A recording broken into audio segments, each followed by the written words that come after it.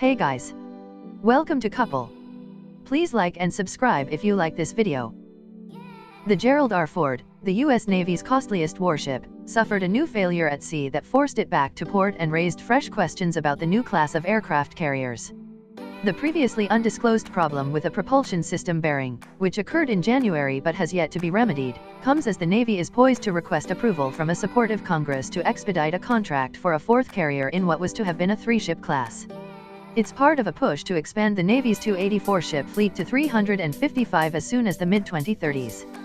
The USS Gerald R. Ford source, U.S. Navy. It was the second failure in less than a year with a main thrust bearing that's part of the $12.9 billion carrier's propulsion system. The first occurred in April 2017, during sea trials a month before the vessel's delivery.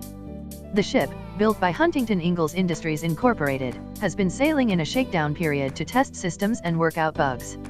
It's now scheduled to be ready for initial combat duty in 2022. Manufacturing defect. The Naval Sea Systems Command said the Ford experienced an out-of-specification condition with a propulsion system component. Huntington Ingalls determined it was due to a manufacturing defect, the command said, and not improper operation by sailors.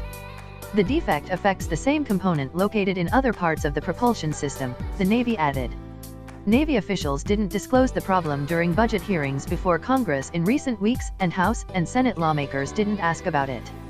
Shelby Oakley, a director with the U.S. Government Accountability Office who monitors Navy shipbuilding, said the latest part failure was unfortunate, but this and other ship quality issues are not surprising. The Navy has had issues with the extent of its inspections prior to delivery from the shipbuilder. The Navy is seeking approval in the fiscal 2019 defense request to accelerate purchase of the fourth Ford-class carrier by bundling it in a contract with the third.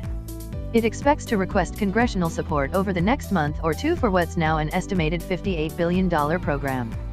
President Donald Trump promised the 12-carrier Navy we need, up from 11 today, when he stood on the Ford's vast deck during a visit in March 2017 to Newport News, Virginia, where Huntington Ingalls built the ship and is headquartered. The Ford's propulsion system flaws are separate from reliability issues on its troubled aircraft launch and recovery system and less publicized delays with its 11 advanced weapons elevators for moving munitions, which are not yet operational. In the January incident, the bearing overheated to what a March 8 Navy memo described as 92 degrees Fahrenheit above the bearing temperature set point, and after securing the equipment to prevent damage, the ship safely returned to port. A failure review board is identifying modifications required to preclude recurrence, it said. The bearing is one of four that transfers thrust from the ship's four propeller shafts. The Navy and Huntington Ingalls are evaluating the case for a claim against the manufacturer, so the amount of repair costs to be paid by the manufacturer has not yet been determined, William Couch, a spokesman for the Sea Systems Command, said in the statement.